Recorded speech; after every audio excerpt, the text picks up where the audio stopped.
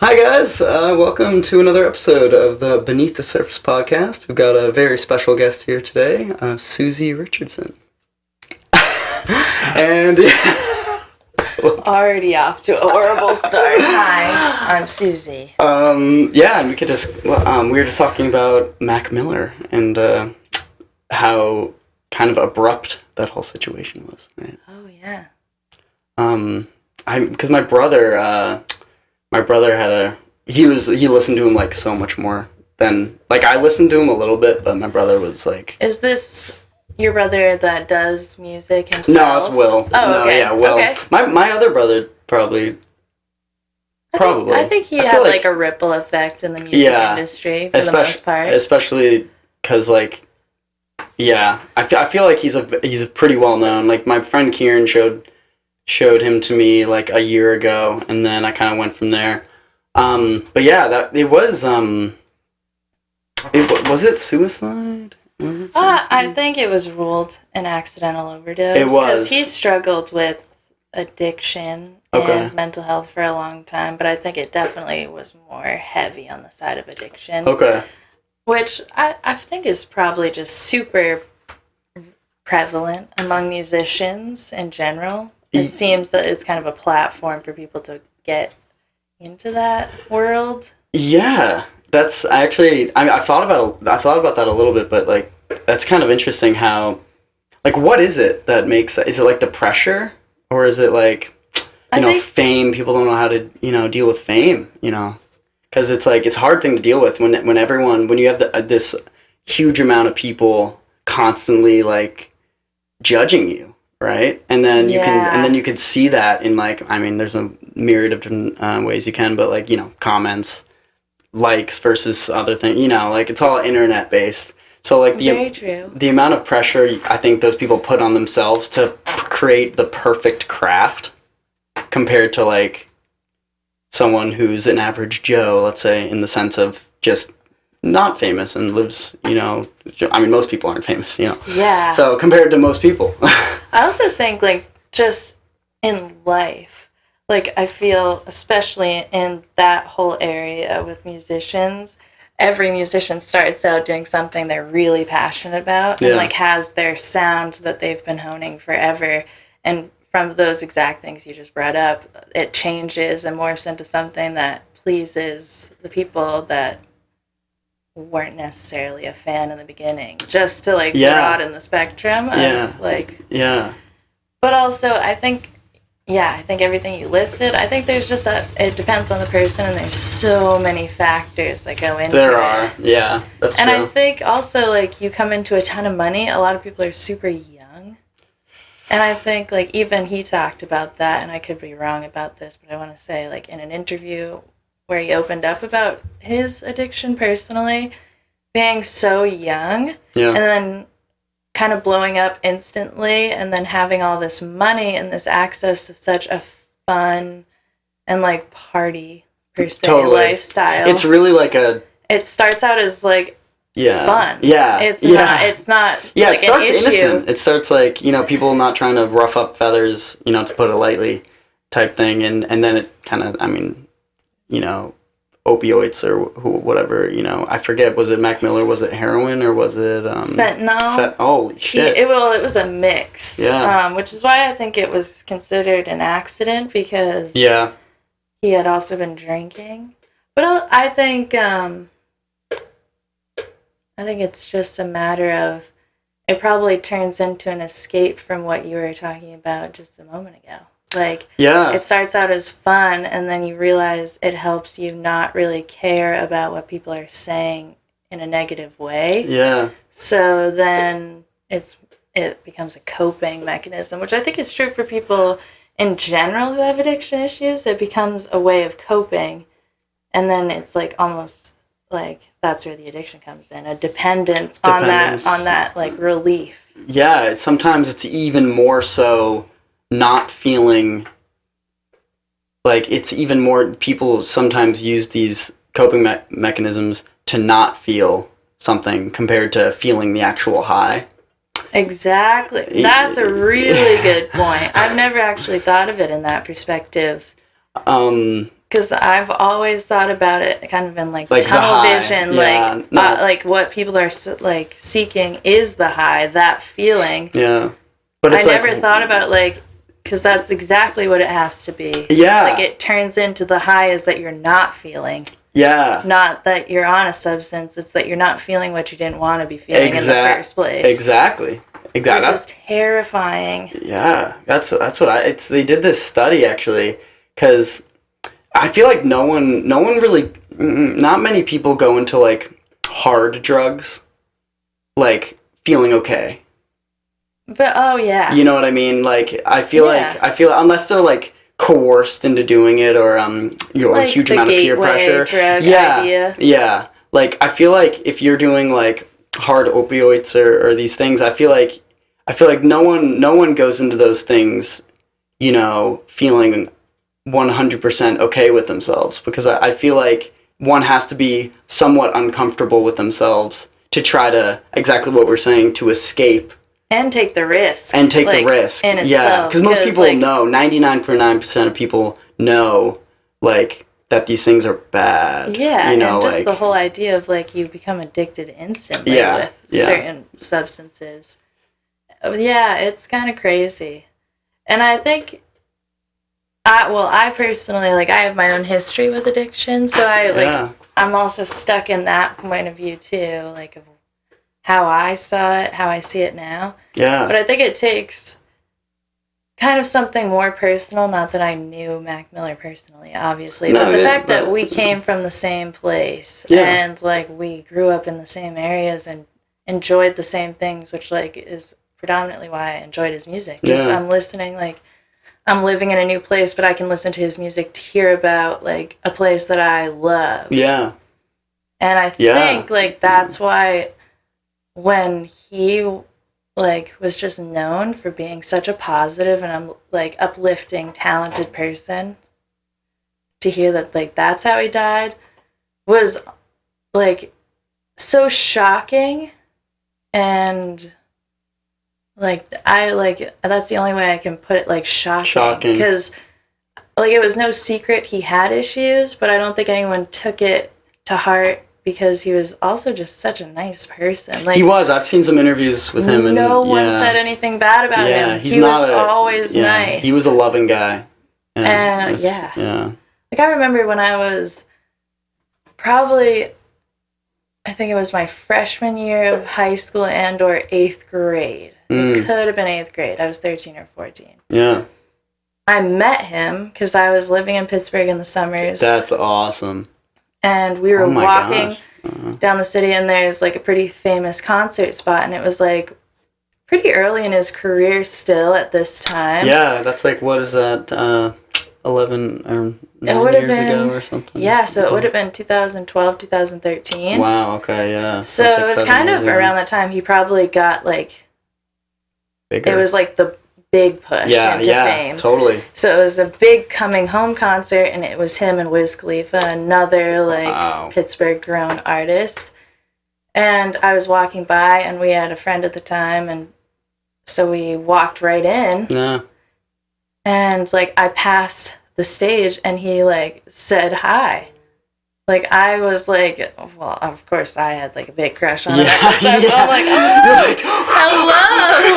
I was like, oh my god, I love you, and he was like, hi, yes! Like, and I was like, what? And, like, even that, like, it felt, even for someone so famous, it was such a normal interaction, too, despite him being on a stage in front of hundreds of people. Yeah. I was like, that was, like, surprisingly casual. Like, surprisingly I feel human. Weird about this. But I really, like, should I be, like, paying him out right now? And it's like, for saying hi to me? Thank you so much. But, yeah. So, I, like, when someone, like, I had so many people text me the day, the news broke. Yeah. Because a lot of people knew he was someone who meant a lot to me. Like, just because his music was something I listened to a lot. Yeah. But also, like, I just talked about him a lot. Like, even towards the end there, like, I'll admit I wasn't really listening to his new, like, music. I was into different styles, whatever, but still, like, just loved him as a person and, like, everything he stood for. And that night, I was, like, I'm at school at Keene, and we were walking to get food, and as we're walking down the row of all the housing, every window in the dorms and in, like, the suites has their speakers in the window, and they're all playing Mac Miller's songs. And that, like, I wish to this day that I had gotten a video. Like, everyone that I was with says the same thing, because it was such a powerful moment. Oh my gosh. Because it didn't feel real. No. Because it's not like... It never does right away. Like, and I think that's true even when it is someone close to you. But also... It didn't feel real because, like, I, like, didn't believe it. I was, like... It's like, oh, I'm going to see his updated Because stuff like that tomorrow. does happen. But then... Like, we're walking down the road and all this music is playing, and it's like you definitely see the impact he had. And for, like, up until that point, like, every party we were going to, Mac Miller's music is playing. Like, The Spins, which is, like, a classic one of his songs. And I had been playing The Spins, like, 900 times a day for everyone. And people were so sick of it. And then, like, it was just wild. Addiction is, you know... is really a complex topic, because I don't really, I can't really, I can speak on behalf of personal experiences I've had, with other people. I haven't, like, struggled with any addiction before, other than, like, I mean, not serious addiction, just, like, bad habits and stuff. But, like, there was this study that really interested me that you might have heard of it. I think it's kind of out. It's like a lot of people have heard of it. They took a couple mice. They took one mouse and put it on its own, and just in a box, just on its own. Oh, I know what you're talking about. That's crazy. I guess I'll just say it for that. You should explain it. That's all we say. It's like there's a mouse in a box. You could do this at home if you really wanted to. Oh, you need just some. Kidding. Yeah. there was a mouse in a box, basically just on its own, and no one to hang out with. No company. Just kind of. In its own, it wasn't able to really flourish, and they put water with heroin in it and regular water, and he tried both, and he just, like, kept going for the heroin, like, right away, and then. He put him with a bunch of other mice in, like, a sanctuary with, like, a bunch of other, like, happy mice. Like the creme de la creme mouse living you can spaces. Like, hang out with whoever mouse you want to hang out with. Wasn't it, like, multi-level, too? Oh, yeah. Like, it was, like... It was the next level. It was, like, the dankest. Yeah. It was the best. Dankest. The dank. We love that. It was, like, the best food, best company. And they would try the heroin in there, too. But they tried the heroin, and they drank the regular water, and they just they were more likely to go back to the regular they water, didn't touch the heroin. Oh. Yeah, they did after a little bit, but, like, it was like 95, like, there were no overdoses at all. Like, in the other one, the mouse just kept getting heroin until it died. In this, like, mouse hotel, it was, like, I don't know how many, it's probably like 10 mice, like, maybe more. None of them. I wonder also if the only reason they went back, like, the few times that they did was more out of confusion, like, oh, that's not regular water. And then they like, go that to kind of thing. Yeah. Like, I know it sounds stupid, but also, like, I would probably do that. Yeah. Like, no, that's the wrong one. But it's really, like, it speaks volumes, because, these things are meant for an escape. Oh, yeah. I think it works with, humans. Humans are, endlessly more complex, but I think it's still, would work with us, because most people don't do these hard substances, really, really okay. Yeah, and it totally comes back to the whole idea of loneliness, too. Yeah. Which we've actually talked about a ton, just like... Yeah.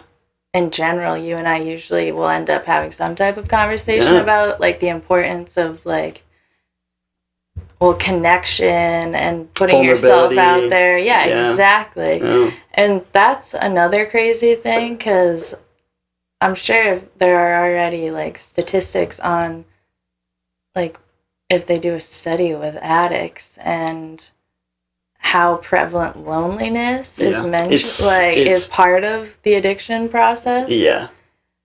Apart from like peer pressure, because I think that's also got to be a huge thing. Like, yeah, it is. If you're with, like, you could still be lonely in a group of people when it's not the right group of people. You can feel utterly alone with, hundreds of people around. Which is kind of like... Which is like... scary. One of the scariest sad, things. Yeah. Because... Well, loneliness is like one of the most powerful feelings. Oh, yeah. It can get people to... Same with boredom. Boredom too.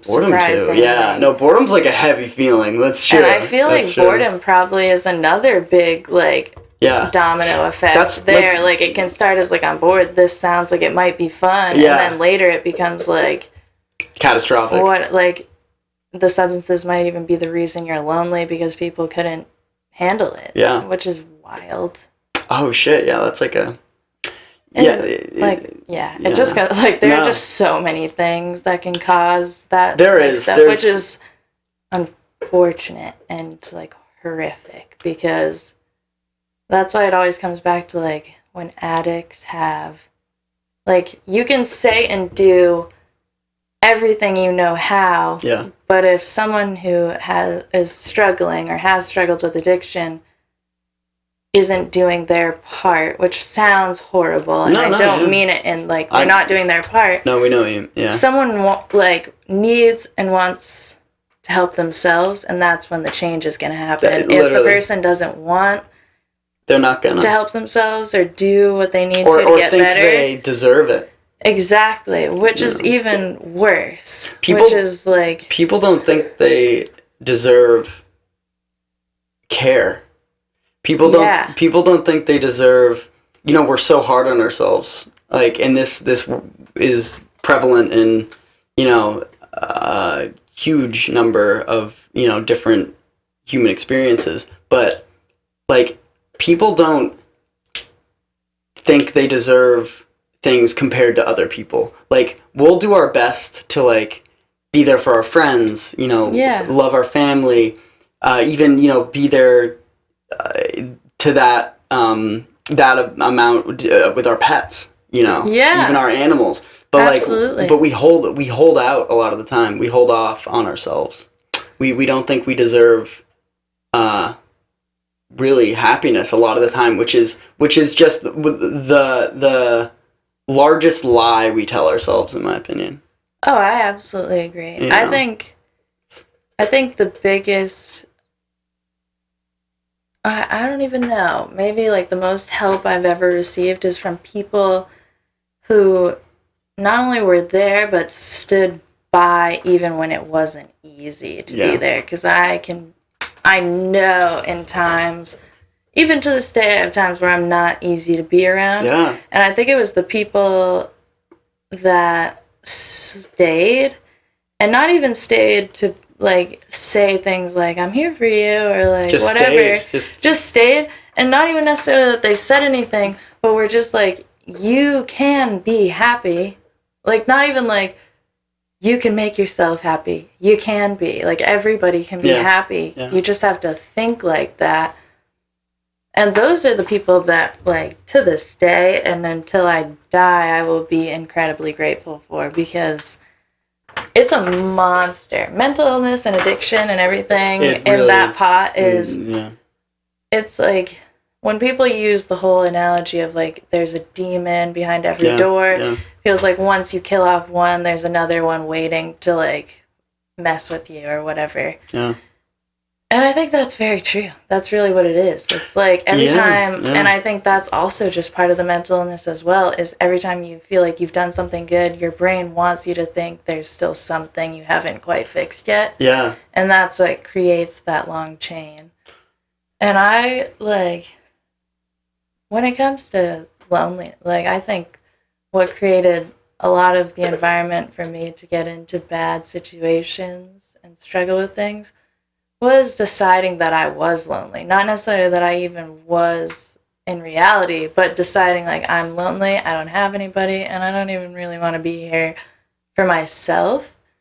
And then like the more I talked to people, the more I realized I was not the only one feeling that way. Yeah. At all. No. Like pretty much Quite everyone. the opposite. Yeah. Like I think everyone has moments where they feel that way. Yeah. Maybe like some more than others, but definitely everyone just has a moment where they're like, ugh. Like why am I? Quite literally, like why am I here? Yeah. Like I didn't. Like yeah. That in itself is crazy. Like the existential crisis of like why, like why am I here? What's my purpose? I have a love-hate relationship with that. Like. Oh yeah. Like with that beingness, you know, it's like absolutely because I can get into these states of just like wow, like peeling back all the layers and just being like I don't know, I can't put like give it any words, but put into words, but I think I see what you're saying. Yeah, just it's like a the feeling, idea of it's like, an experience. It's like it's something you can't figure out, and it sounds knowing like you can't figure it out makes it even more hard not to like look at and try to figure out. And it sounds like it kind of like I'm just saying that like it's not a scapegoat. It's like I have a really hard time putting it into words. But like back to what you were saying about like how Sorry. No, you're good. Back to what you're saying about like how really everyone has these like demons, you know, we'll call them, you know, everyone has these like existence is suffering. It is like like, you know, not all the time obviously, because we need both. You know what I mean? But like there's certain suffering to appreciate you can't have one without the other. That's the whole idea. Like you can't believe in heaven without believing in hell. Yeah. But we can moderate our chaos versus our order, I think. I think like there's always going to be, you know, like something coming up, but I think that's what life is climbing those hills. And you know what I mean? Yeah. That makes a lot of sense. But then there's also like, you know, but then there's just complete chaos that can just hit. You know, like oh yeah. You know what I mean? Like quite literally like out of nowhere. Unlucky shit basically can just hit it all. So it's like so I don't really know. I'm in search mode about these things, but like, you know, things like that can hit. You know, we're not in full control, but we still have more control than we think. So it's like back to like what you were saying about how we have more control over our happiness. I like that you said that. Yeah, like it's a good point. And I can't take full credit for that. I think I've had a lot of people. Niall definitely is someone that like truly stands by that. Yeah. Like you're in control of how you feel. Yeah. And it's true. It's very true. I think there's a lot of people that feel that way. Like.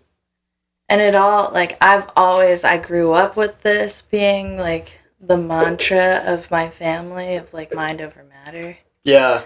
And the more you think something is there, the more it's going to seem like it's there until you manifest it, basically. Yeah. Which I think can be related to this in the sense that, like, if you get latched on to a negative feeling in your life. Yeah.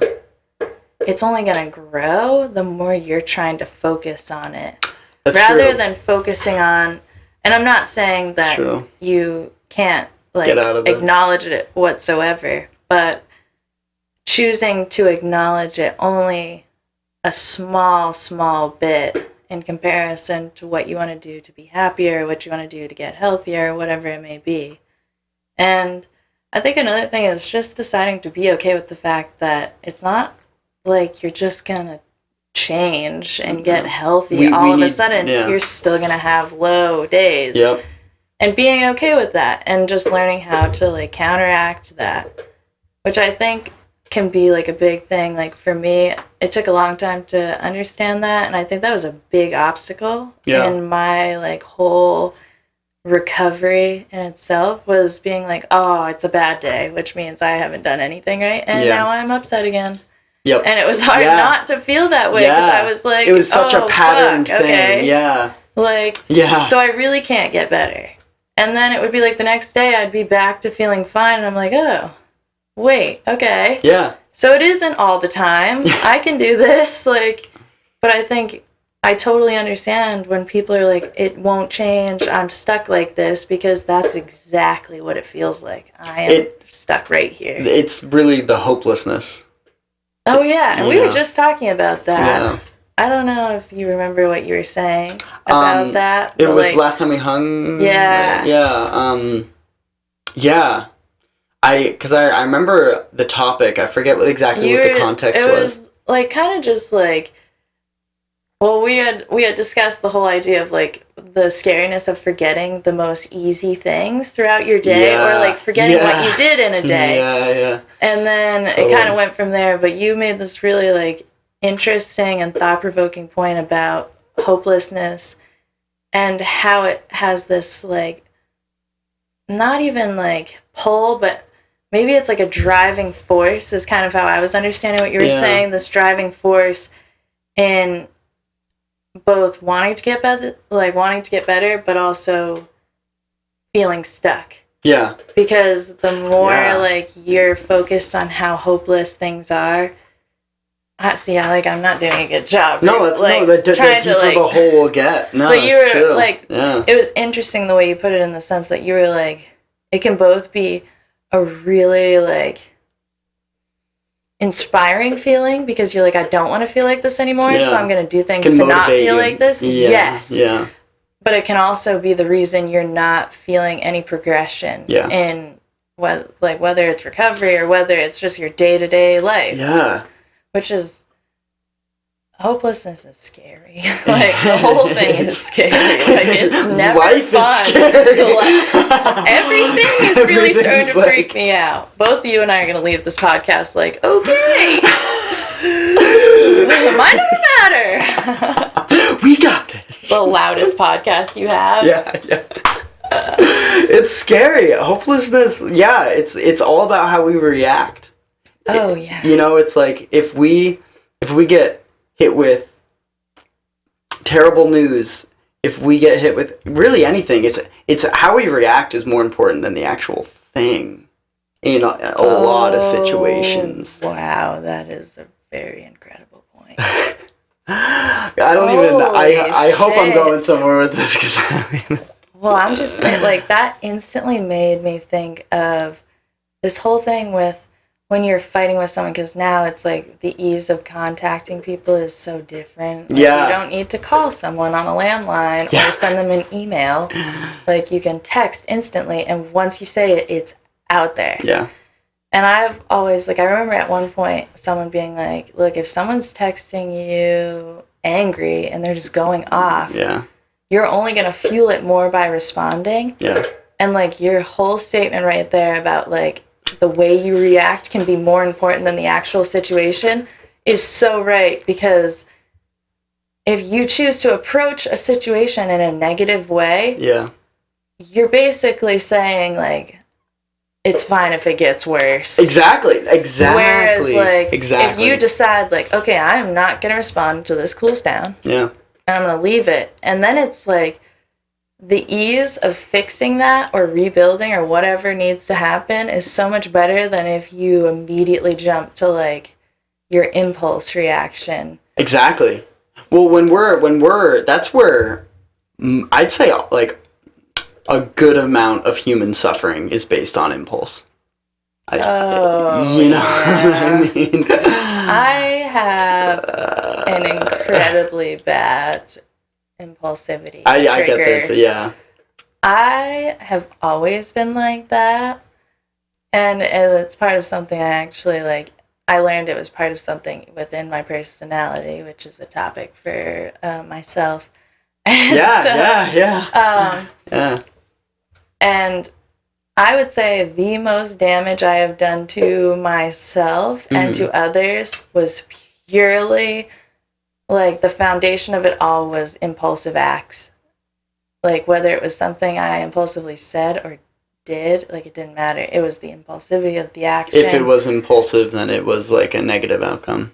Oh, yeah. Even if it wasn't I never wanted to intentionally go in negatively. Yeah. But when you're not thinking, which is all impulsivity is, Exactly. like it's not thinking. It's not like a conscious like, thing, you just do most things. of the time. Yeah. And like, I have so many I'm impulsive on like small scale, and then I have like big scale.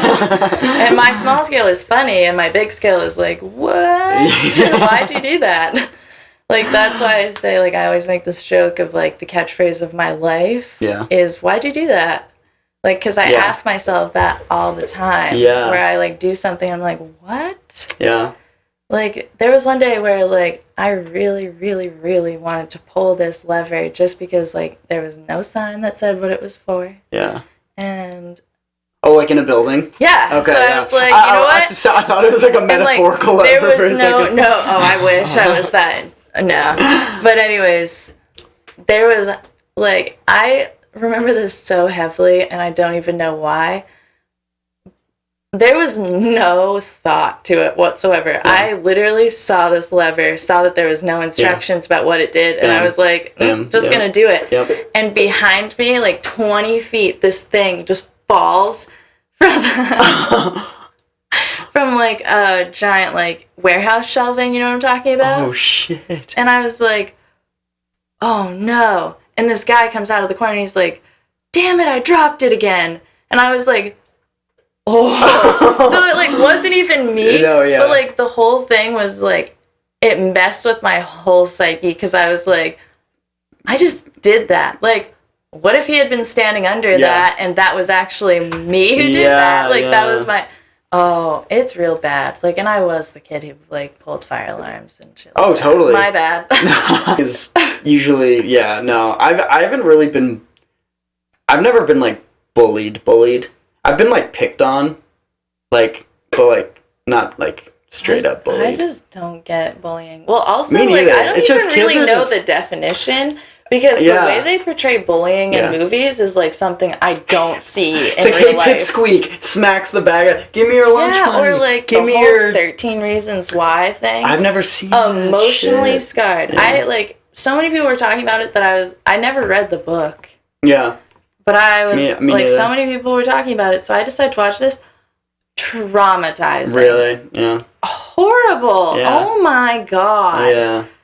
Like, well, bullying is I'm not just saying like, that stuff doesn't happen, because I'm sure it does. But it was But it was almost like they normalized it as something that happens all the time. And it just doesn't. And I was like, there was very little bullying at Conval. There was like, just people wouldn't really, most people just don't bully. So I think bullying takes bullying's like a just real like, it's a unique breed of like human in the sense of like how someone's brought up. You know, if you're bullying someone, I mean, you have to be, like, angry about something, you know? You have to be...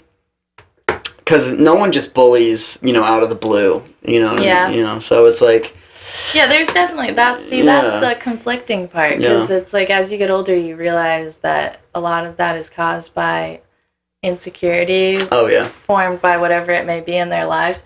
But also, at the same time, it's hard not to be like, hey, fuck you for bullying me. Yeah. Still not cool. Yeah. I mean, something I've... Like, I would, you know, a lot of the time I'd kind of hold on to, like, because I've been, like, picked on before, and I'd, like, that's just hold as on bad. to that. Yeah. It's so, like, it's almost worse because it's so, like, you know they're not trying to be assholes. Yeah. But, like legitimate, genuine, like, try to hurt you. They think it's funny, but also you're like... But you're like, what the... Like, it's still not funny. Yeah. It's only funny to you. So, like, a lot of the time...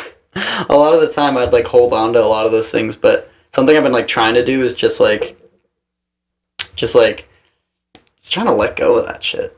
Like, I gotta do some of that. And, you know, it's really, it's more, like, forgiving, like, others, a lot of the times is more helpful to, like, the person who's forgiving.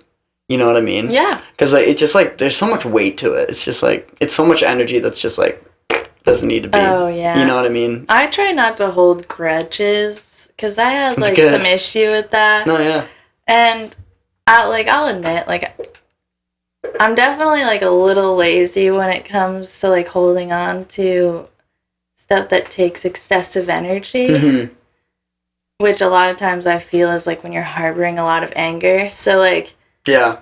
I would say that the things I do still hold on to are being held on to for very specific reasons. Yeah. But yeah, I've I worked really hard to like let go of stupid little stuff. That's where good. I'm like, yeah. It just builds up.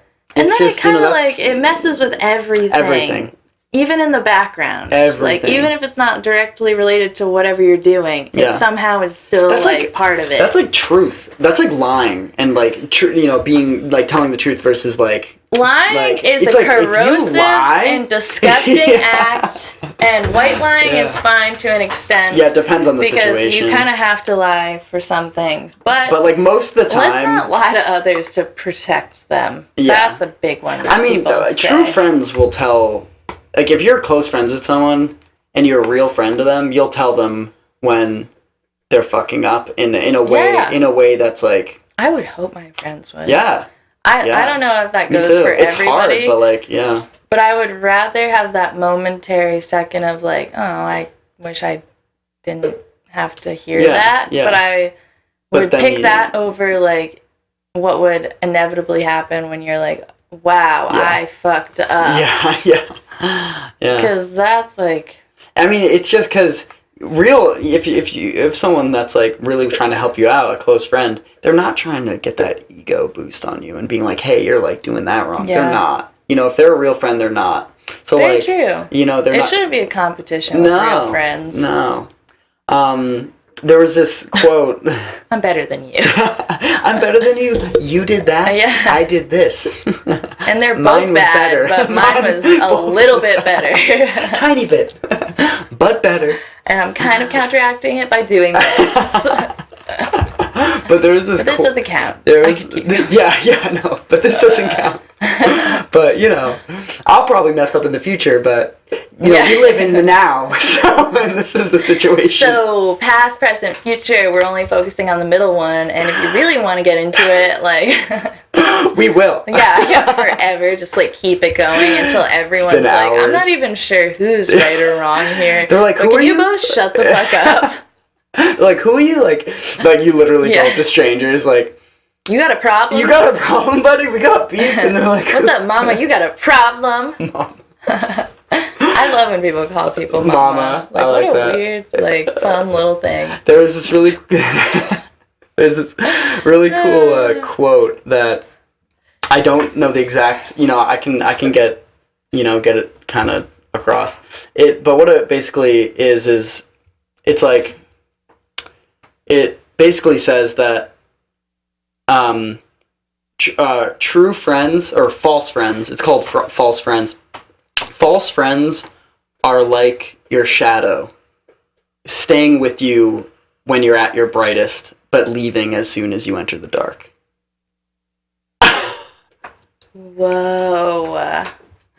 And that always stuck with me. I have like 3 friends, and I have never been happier. That's the best. Like, I'm like quality over quantity. Like, quality over quantity. It kind of amazes me how people can have so many, like, yeah, like, I'm sure, like, there are times where I'm like, oh, I kind of wish I had that lifestyle where it's like, oh, totally. I could just, like, text anyone right now and have something to do. Yeah.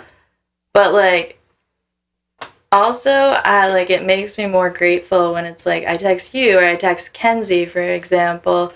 I'm like, hey, do you want to go do something? Like, even if it's like, oh, look, I have to go return something. Yeah. You want to come? Yeah, that shit is party! And so, hit up Job Lot. But we still, like, I have the most fun doing that shit with Kenzie over, like, if I went to some stupid, like, party. And I they're eat all a genetically... lot of candy. No, and, candy's prime. It's hard. It's fantastic. They're chemically manipulated to also be like addictive. So it's like, yeah, I know. I'm spreading the news. Spread it. PSA. We're cracking the market. We're cracking the market. But it really is like, boycott candy. Like, even though like everyone knows it, like people don't want to know it. So it's it's so easy to be like, yeah, it's like, I mean, that's doubt like is my what it issue is. With nicotine. I'm like, this I was could just totally about to bring up nicotine. turn into something really bad. That was in the like 1960s contract, like nicotine, some cigarette company, Probably Camelback. Yeah, in the contract, Maybe Marlboro. or in like their files, I forget exactly what it was, but it said under what they're selling, it was like, it literally said doubt. They were like, we need people to just have one slight doubt that they're unhealthy, and then they're back on the pack. What? Yeah, that they're selling doubt. That was what was written in there. Wow. Yeah, I'll be honest. I smoked cigarettes for a long time. Yeah, they're so. And that was actually probably, I can officially say that was the only peer pressured substance I really got into. Really, yeah. That I I remember starting to do it. Not because I liked it or it was enjoyable, because it wasn't. Yeah. But I liked the smell, and I thought the people I knew in my life who were doing it were cool. So I was like, I'm going to do it. And so I did that. But what was kind of weird is, like, obviously, like, I jewel. Yep. Which is embarrassing. Which is fine. I'm fine. I'm not ashamed of it. Yeah.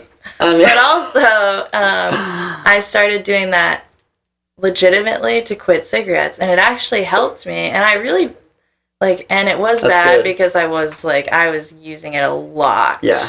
Just to curb Juuls can be positive, and Juuls can get people off and on cigarettes. Their initial intention was positive. Yeah.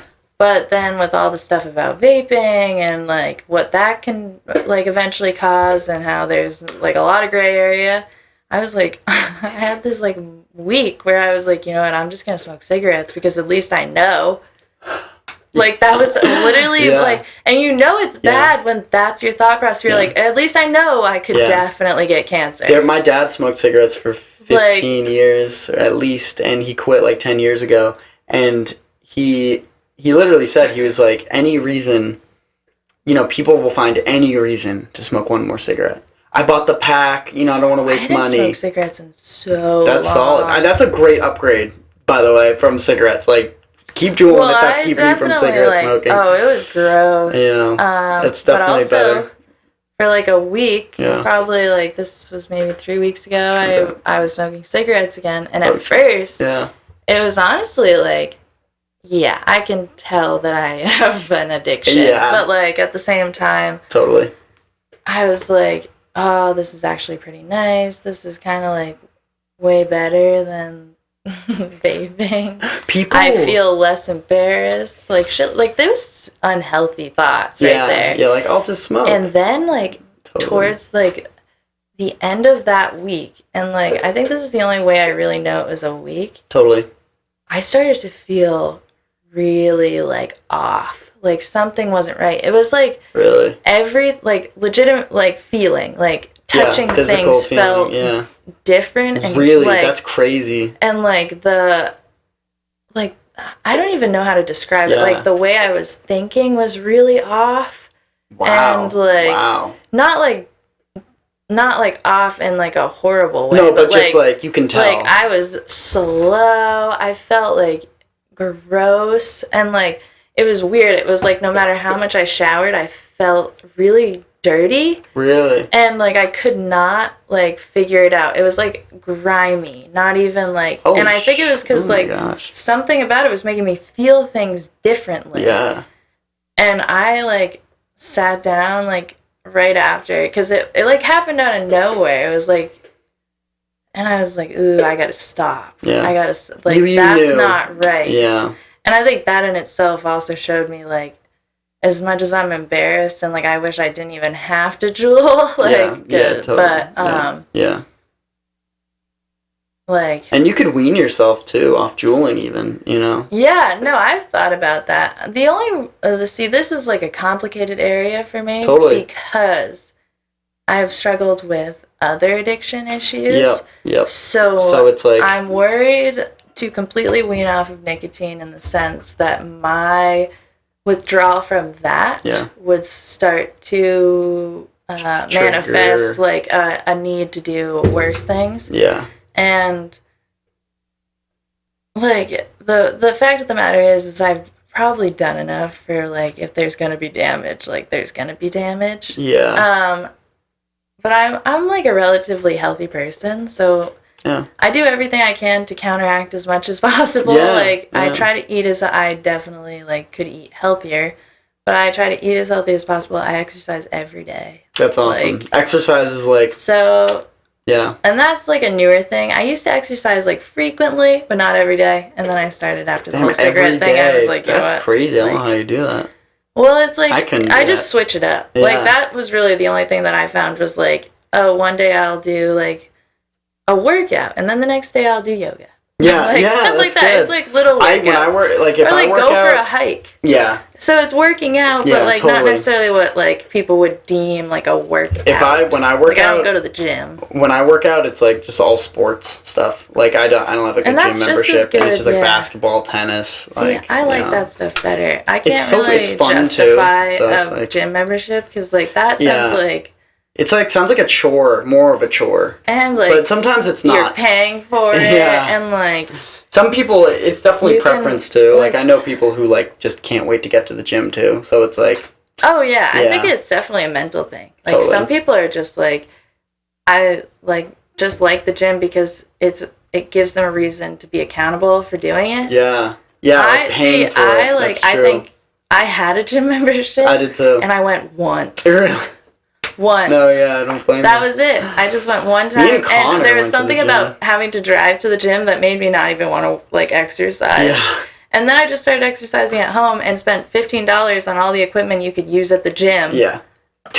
And I've exercised every day since. So someone explain that. Connor and I used to go to the gym like 2 years ago or something. Me, Connor, and Caleb like all went to the gym like on and off like 3 days a week or something. I don't know what their schedule was. Mine was like 3 days a week. And it was like 4 months of like going to the gym. The only thing that really kept me going was like seeing like friends there. You know? I'm sure if I like went with someone I would go, but like at the same time I'm just like $100 sounds like a lot. To like lift metal. Yeah, and I'm probably only gonna be there for like 10 minutes, so I'm gonna call it quits on that one. Yeah. It's gonna be a hard pass. Hard pass. As much of a pass as. Oh god, I'm just gonna stop. No, I gotta no worries. Stop carrying it on. I'm actually gonna I'm just gonna end her off. But hell yeah. But thank you for anyone who is watching this.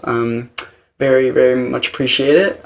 Beneath the Surface on Instagram and Facebook. And you don't have to watch this one all the way through if you don't want to, but definitely watch every single other one. There you go. Susie, thank you for being on. Happy to. All right. Big fan. See you later, guys.